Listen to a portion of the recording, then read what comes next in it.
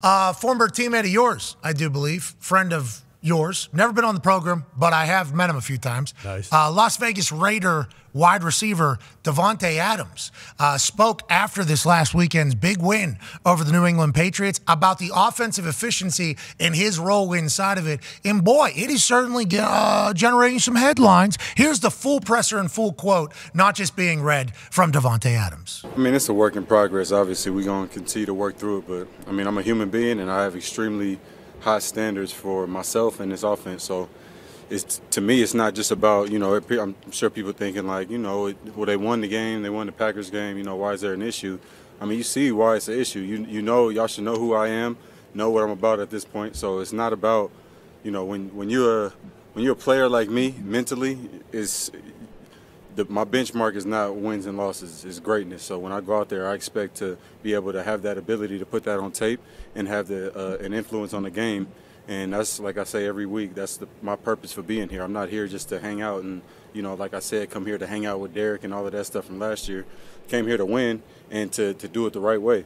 So if it don't look like it's supposed to look, then, I'm going to be frustrated if I'm not a part of that plan, because as I have the opportunity to go and to change that and make it look like a much better picture out there. And if that doesn't happen, then I'm going to be frustrated.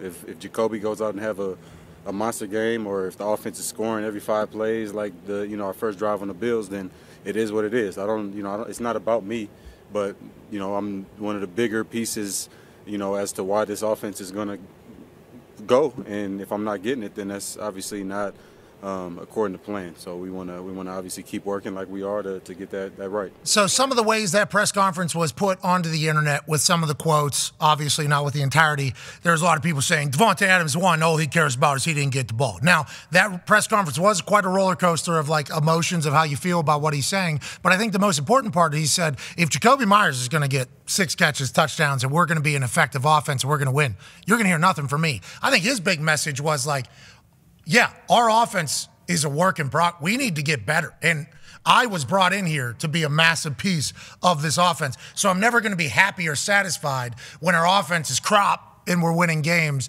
moving forward. A lot of people are trying to make him look selfish. I think he's actually taking a view of the entire team, the entire offense, and talking as if a quarterback would talk about the whole thing. Your thoughts on what Davante Adams said there? And how isn't it as easy as just like throw the ball to the guy? Isn't that just kind of what Aaron almost said whenever he was playing with 17? Yeah, he's kind of that guy where if he's out there, even if it looks like someone's over the top, hey, just give Davante a chance. He'll probably come down with it. But I guess I could see how people could take this many different ways. But at least how I took it when I first saw it and watched the whole thing, that he's saying like, yeah, we're not satisfied just squeaking by and winning and not scoring a bunch of points and all this. Like, we are better than we're showing.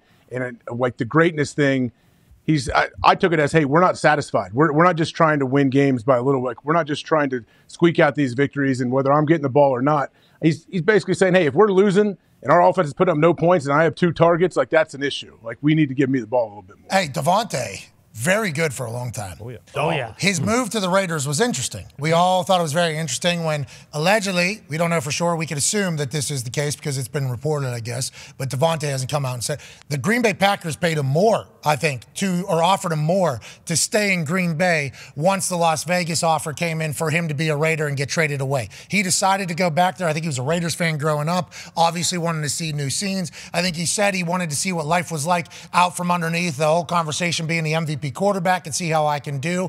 Derek Carr was obviously last year. That ends up not working out, even though it seems to be working out with the Saints. This year, Jimmy G comes in. He's out. Hoyer does okay. He's out. Aiden Connell was in there. Jimmy G is back. What do you think from Davante Adams for the rest of the season, and how do they go about getting that Green Bay Packer Davante Adams on their team on a regular basis? Well, that's what stinks is like when they actually give him opportunities, like he still is that guy. Like like when they actually go into a game and make it a focal point of like, hey, again, like AJ saying, like Aaron has said, like it doesn't matter who's on him. It doesn't matter if he's getting doubled. Like we need to give this guy at least 15 targets because he will produce, but he could have never imagined. I mean, what? You just mentioned all those guys, like in his second year with the Raiders, and he's already played with like 5 quarterbacks, so he's never really getting the opportunity to kind of create that same kind of chemistry that he had with Rodgers. Like I think this is also a testament to Rodgers too, is like Whoa. he was Of course you're going to say that. No, just like this show, of course. He was always healthy.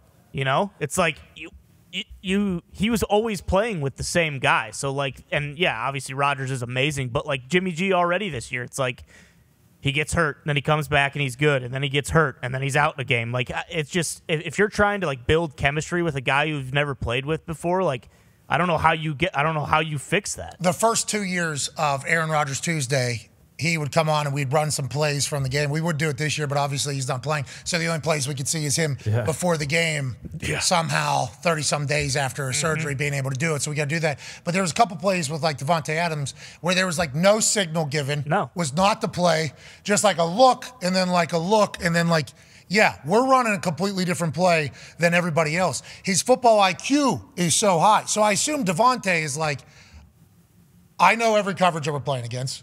We could easily make this thing work every single time. I'm not really getting the opportunity to do that thus far. And I think every time he speaks about it publicly, he's not just speaking to the fans. I think it's also to like, for sure. Hey, we need, let's.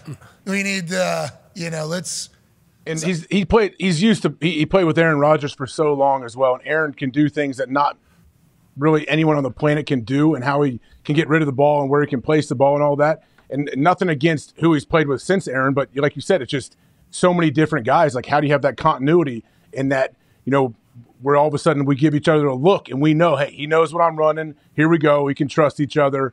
Let's do it. Like, it just takes time to do that, and you don't have the same guy over and over again. It's tough. It's crazy that they were able to look at each other and go, you remember in 2013 when a guy played against us like this? Yep. In the first quarter of the fourth game of the season? Yep. All right.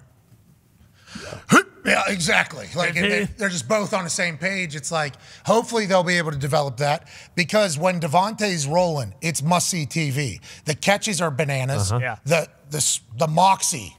The yak. His yak is legit, too, for being a big guy as well. Like, it's crazy. So hopefully they'll get that thing rolling, but I don't know if anything has told us that that offense is going to get flowing like we thought that it could be. I think he's talking to Jimmy G, because last year – with Derek Carr, he had 100 catches for 1,500 yards and 14 touchdowns. He was the second most targeted wide receiver in the league. So then the coaching staff is the same. The only thing that's changed is Jimmy G versus Derek Carr. I think he's personally just talking to Jimmy G like, throw me the ball. Yeah, Derek Carr, interesting. Got kicked out of the building last year, right? Now he's down at the Saints. They're favored by the Jags tonight, Thursday Night Football.